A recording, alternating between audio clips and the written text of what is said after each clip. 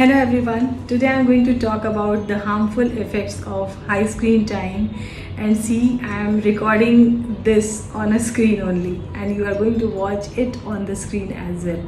So this is how we have to understand and define how to adopt a screen time zone that doesn't harm our mental health and physical health also. Because screens are going to be there with us, with our children throughout, so we must understand the harmful impact and how to manage that and go ahead with that. So I'm going to read one of my very short and informative article on that. Understanding the harmful effect of high screen time. Are we as parents, teachers, caregivers and society sensitized with it? Let's be sensitized before it's too late. Quite often we hear the news of harassment, bullying, betrayal, teasing, cheating, resulting into irrational behavior around us. Anger, irritation, jealousy, brain fogging, anxiety, depression, chronic stress, and even suicide. We had been reading and understanding the pros and cons of using screens and high screen time. Every second person is doing that these days.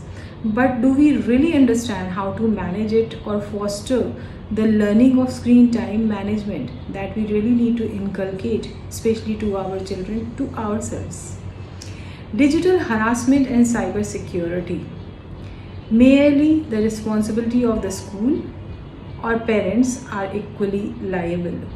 So should we say that only schools are responsible for inculcating the information, or parents and the caregivers and the ecosystem around a child is equally liable?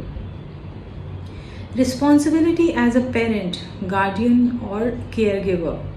I have often noticed people providing the freedom of using the gadgets and children forming social media groups and interacting virtually. We all have seen that, and very small age children have started doing that. Some places, some incidents, parents are aware of it. Some places parents are not at all aware of it, what is going on, for very valid or not so valid reasons.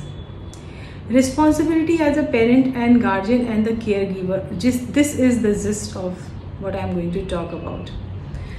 They do not keep a monitor on their social media management. So as I said, very valid or not so valid reasons, they are forming social media groups and interactions are happening. Parents are not aware of that. The children would form a group, chat, interact, and sometimes it turns out as bullying.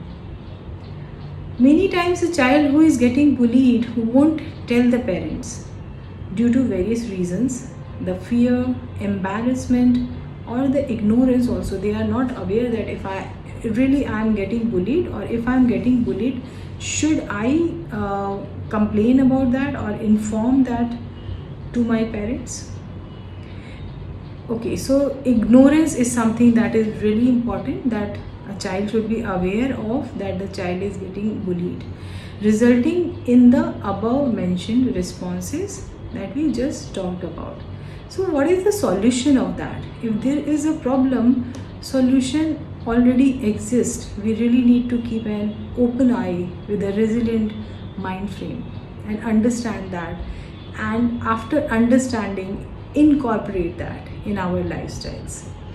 Fostering the understanding and literacy about not only the harmful impact of screen, but also when a child is using the screen, what are the limitations and precautions to be followed? Because we cannot deny the usage of screen, and gradually it's going to increase only because of the globalization, because of various other reasons. Lots of flexibility is adhered to because of screen time, and screen gives you a good resource of the knowledge also. So we cannot deny the usage of screen. So what are the solutions? 1. Time bound exposure to the screen. Define the in and out time. The maximum time at a go should be 30 minutes, and as the age of the child increases, that time can also increase. So we have to define the in and out time. Second, no social media involvement till the age of 18. This should be adhered to and inculcated and fostered not only by the school through various circulars and informations and workshops and interactions, but also back home as well. No social media involvement till the age of 18 for obvious reasons, and a monitored exposure post 18 till the time your child is emotionally resilient. For that, the parent or the caregiver, they must understand the importance and understanding of the emotional intelligence, that so that they can actually find out, is my child ready or not. Third, avoiding high level of interference for adolescent children. If you are having an interference, too much interference is happening in the child's life, especially in this age, then it might give adverse results. So we have to be very carefully handling it. But do guide and monitor them with the correct methods. So find out the correct methods, take advice, and then try to inculcate that. So this is very important, so that we can monitor them and give the guidance to the correct methods. Take experts help that is needed. That's really important that an expert is involved in that, so that your informed decisions can give positive and constructive results. Avoid high screen time in front of your child. So like if I'm saying that my child should not be using screen, but I myself am involved most of the time in screen, then we are indirectly inculcating the same behavior in the family. So we have to first change ourselves, then so that we can see the change in our children. That's really important. So avoid high screen time in front of your child and spend quality time that is with mindfulness. So what is the meaning of mindfulness? That when we are with the children, we have to be with the children wholeheartedly.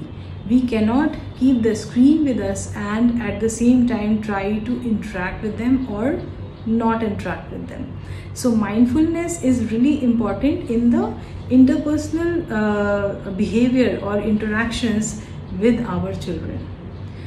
And spending quality time with them through face-to-face talking. If it's not possible, then of course we can go for the WeChat and talking, that is video chat and video talking, but try to interact with the child face to face. Try to define the digital detox zones when you are, especially with your children. So what are the times? In the morning, breakfast time, during dinner, when you are going out, when you are traveling in car.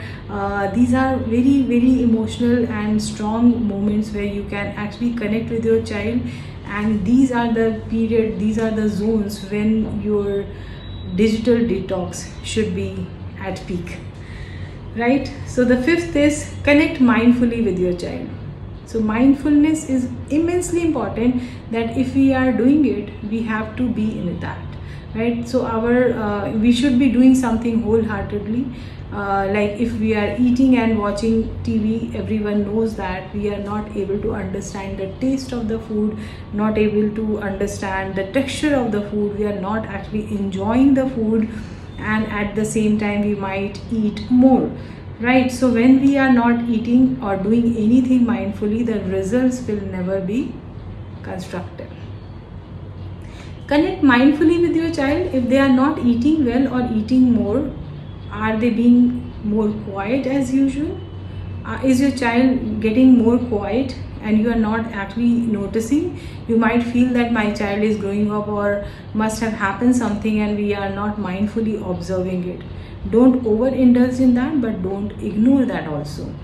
Are they avoiding eye contact while you are interacting with them?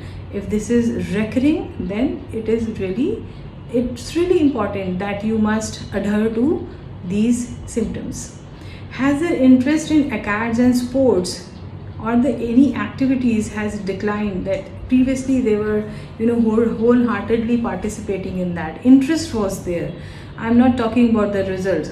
Were they participating in that wholeheartedly? And at present, it is declining. So for that, you have to continuously keep observing your child with a resilient mind frame, not in getting into the interference mode, but you have to understand your child so that you can advise and guide them in the right direction. Whenever it's required, take the help of an expert, because they can give you better advice, better guidance that is for the benefit of your child. So stay alert, alarmed, and sensitized with mindfulness. Thank you so much. I'm Latika. I'm a counseling psychologist. I'm working with school students, college students, and working professional, at the same time homemakers as well. Thank you so much for listening to what I just said.